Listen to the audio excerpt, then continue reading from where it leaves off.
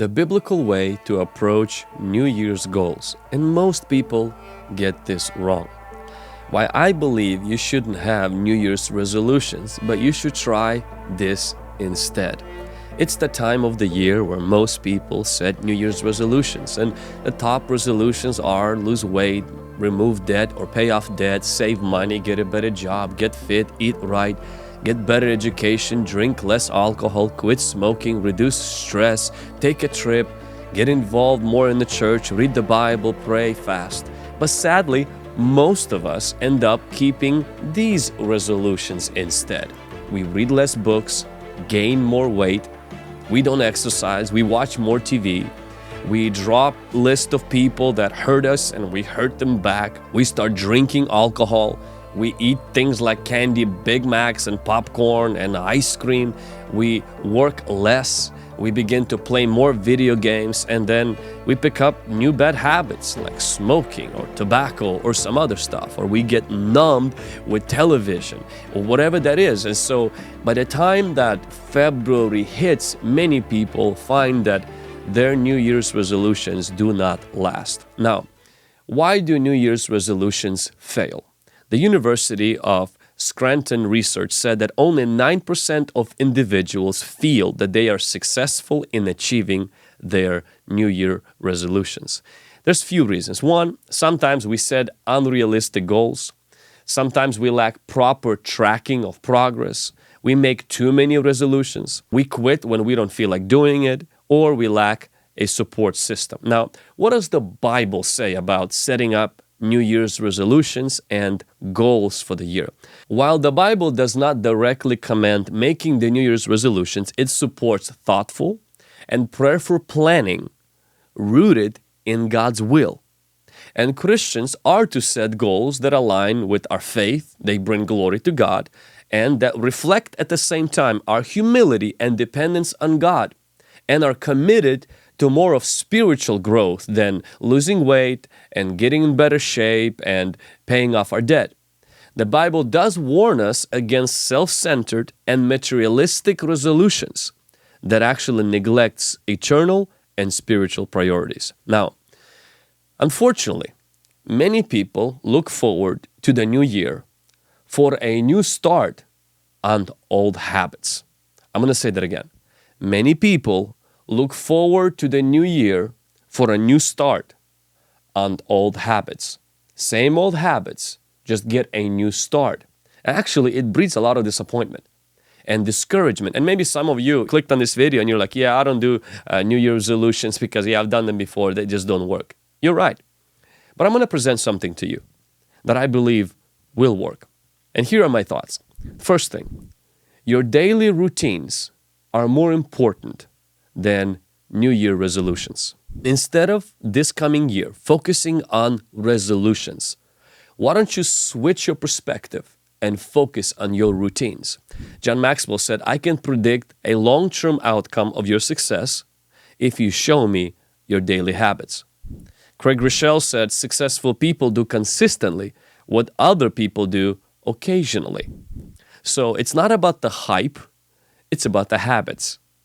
It's not about the resolutions, it's about your routines. Now, I want you to listen to the following verses that I'm going to give you, and I want you to listen to them with your heart, because you're going to see something right now that is powerful.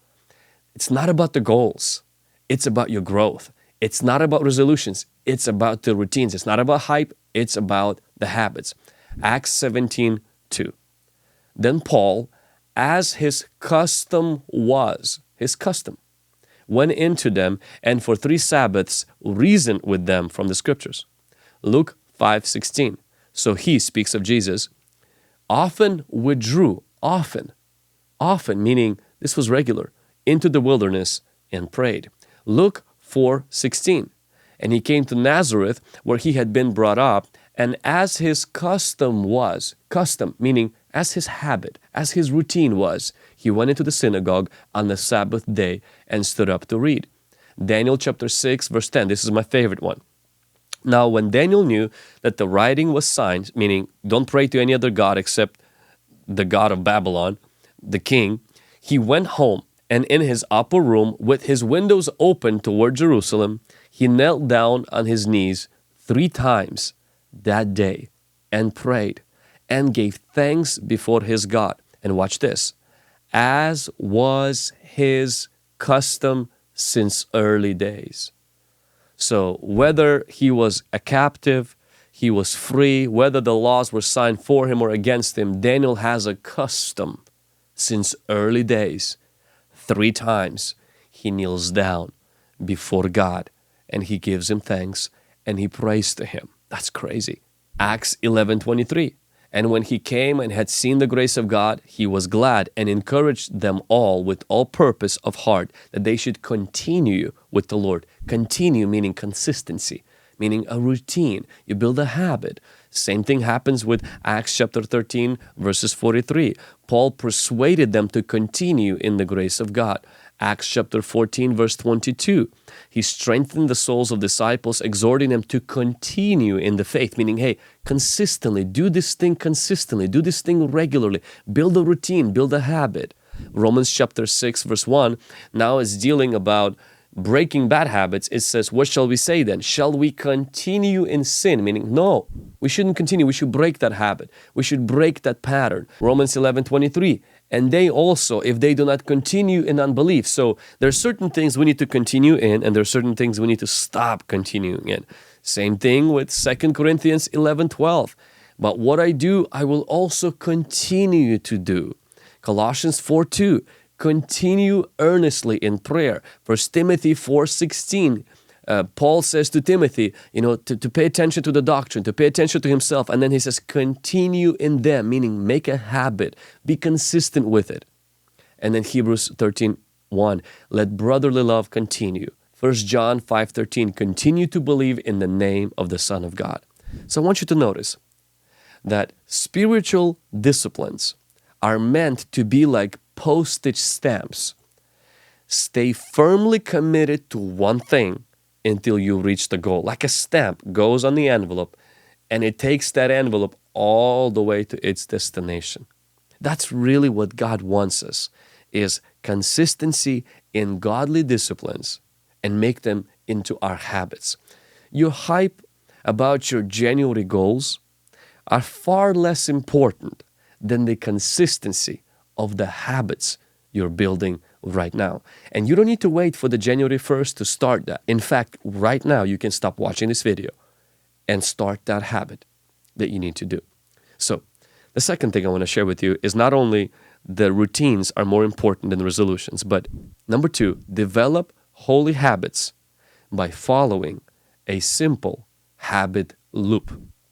You may be watching right now, you're like, well, okay, that's great. I know, but isn't that kind of the same thing, goals and habits? Slightly different. So a habit is something you do regularly, almost without thinking, because you've done it so many times. It's like a routine that your brain creates to make life easier and save energy. So that's what habit is. Now, according to the researchers, habit follows a simple loop. They call it a cue, a routine, and a reward. Now, a cue is something that triggers your brain to start the habit. For example, feeling thirsty makes you drink water. A routine is you take an action because of the cue, like grabbing a glass of water. So you're doing that thing. And a reward is you feel good about completing the action, which reinforces the habit. For example, in drinking water, you feel refreshed, you feel hydrated. So let's say in this coming year, you want to build a prayer habit. So the cue will be for you to hear your morning alarm. And then you're seeing a prayer journal on your nightstand, or maybe you're feeling anxious or stressed out. That could be a cue to start praying. So for some people, the cue is actually being overwhelmed, being stressed out to start praying. For other people, it's the alarm. It's setting a prayer journal next to your nightstand. So you hear the alarm, that is your cue. It's time to go to pray. Then comes in the routine. What is the routine? Routine is you spend 5 to 10 minutes in prayer. You're talking to God about your worries. You're asking Him about His blessing on your day. And that is your routine. The reward for that is you feel connected to the Lord. You feel God's peace. You're feeling clarity and calmness on your day. which reinforces the cue, the routine, and the reward. So this coming year, instead of focusing on New Year's resolutions and New Year goals, begin to focus on your habits, on your routines, the cue, the routine, and the reward. Now, let's look at the reading of the Bible, habit. So cue, routine, and the reward. When it comes to reading of the Bible, it's similar to prayer. Why don't you place your Bible or a devotional on your coffee table or next to your nightstand? Setting a specific time, like after breakfast or before bed, getting a notification from the Bible app all could be cues that you can set up. It's kind of like a trigger point where you set up a cue that you have a notification, or when you wake up early in the morning, you have a Bible next to your nightstand and your phone maybe is in a different room. So it gives you a cue, hey, I got to read the Word of God. Then you go into the routine, which is you read one chapter of the Bible, or you follow some daily reading plan, which I have videos about which plans to start with and how you should read the Bible every day for a year. So you build a routine after the cue, and then you get the reward. And the reward is you feel spiritually nourished, you feel strengthened, you feel like, man, I ate spiritually, because that's what the Bible is. It's our spiritual food. So it's not about resolutions, it's about routines. And how we build these routines is what we call a habit, which has a loop, a cue, a routine, and a reward. Now, the third thing that I want to highlight that we should do this coming year instead of setting up New Year's resolutions is we should break bad habits by identifying and removing triggers. Now, I'm a deliverance minister. I believe in deliverance, and I do believe that many people, they need deliverance. But I want to deal right now removing the deliverance aside or putting the deliverance aside. Let's say you receive deliverance. If you have a bad habit, how to practically remove that? Romans chapter 13, verse 14, it says this, "Put on the Lord Jesus Christ and make no provision for the flesh to fulfill its lust." So the same thing as you establish a good habit is the same way you've established a bad habit. For example, you had a cue, you had a routine, and you had a reward. For example, the cue for many people to start smoking is stress, boredom, or social settings.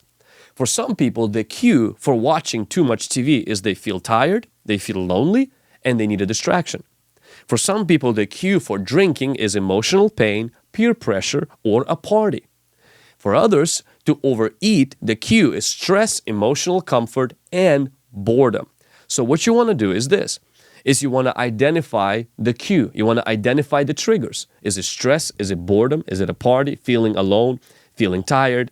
Feeling like you need to just kind of numb yourself with something? Identify that cue and then replace the trigger, that cue, with something different. For example, let's say you're the one that's struggling with smoking. Replace it with chewing a gum, drinking water, practicing prayer, the presence of God. Let's say you're the person that comes from work and you spend a lot of time watching TV. Well, set a timer and create some balance, and instead of doing that, go for a run or read the scriptures. Do something proactive. Let's say you're a person that is addicted to alcohol, or you're a person that is drawn to the habit and social drinking has really been consumed your life. Well, why don't you go to a small group and tell your small group about it? Have them hold you accountable. Have a sparkling water instead of alcohol. And don't go to those parties. Instead, go to church, because your church probably has a prayer meeting at the same time that your friends are having a party. Let's say you're a person that is overeating. Hey, that cue of that stress and that cue of emotional comfort food, you know what? Why don't you eat smaller, eat healthier meals, and find non-food ways to manage your emotions, like exercising or spending time in the Word or listening to worship music. So break the bad habits. Remove things from your house that are the trigger points, like junk food, alcohol, cigarettes.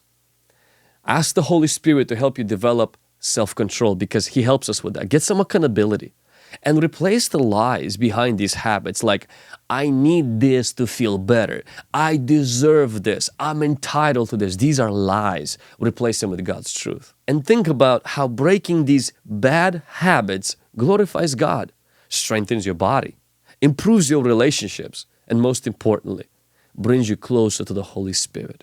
So, this coming year, instead of focusing on resolutions and goals, we're focusing on routines, habits. We build these routines by setting up cues, building a routine, and then experiencing their reward.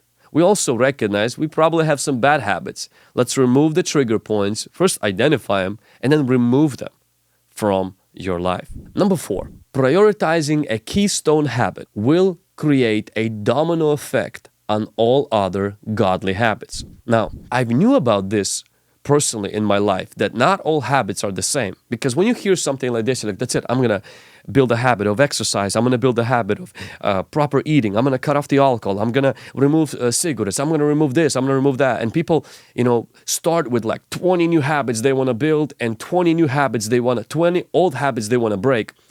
That's not a right way to do. You're going to get overwhelmed, and by second, third week of January, you're going to quit. There's a secret, and they call it the keystone habit. This word or this term was coined by Charles Duhigg, I think that's how his last name is pronounced, in his best-selling book called The Power of Habit, Why We Do What We Do in Life and Business.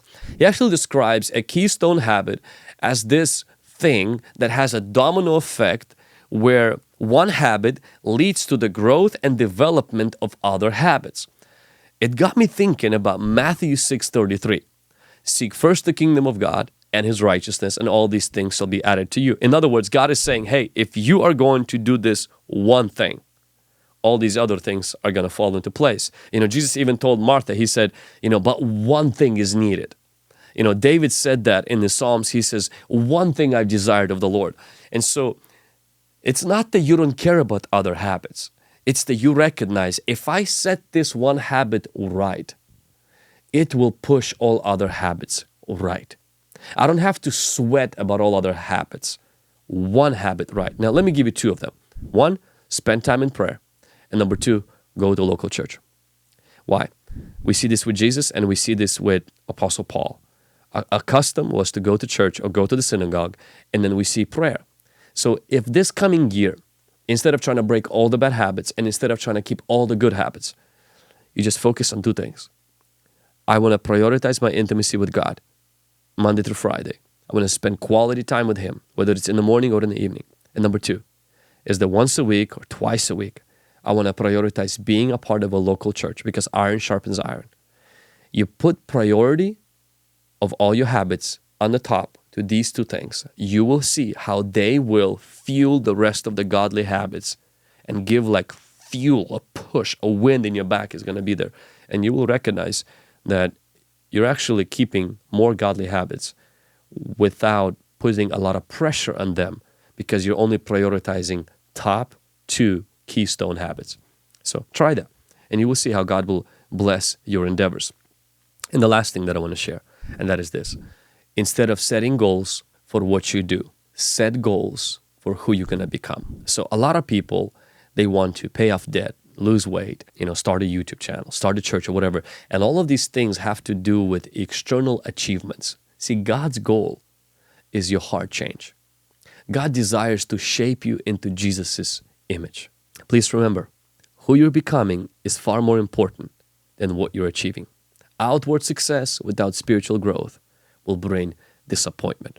So this coming year, instead of, I'm going to read the Bible every day, why don't you try to mentally adjust? I want to become a person who loves God's Word. Instead of, I'm going to pray 30 minutes every day, why don't you shift in your mind? I want to be a person who depends on God and seeks Him in every decision. Instead of, I'm going to volunteer once a month in my church, why don't you shift your mind? I want to become a person who selflessly serves others like Jesus did. So it's not just about what I am achieving. It's about who I am becoming. That is God's goal for me this year and every year. And what I do with that goal is I build habits that help me to become that person that God wants me to be. Now, this coming year, what will be your New Year routines? Which habits or a keystone habit you will try to set this year with the help of the Holy Spirit? Let me know that in the comments below.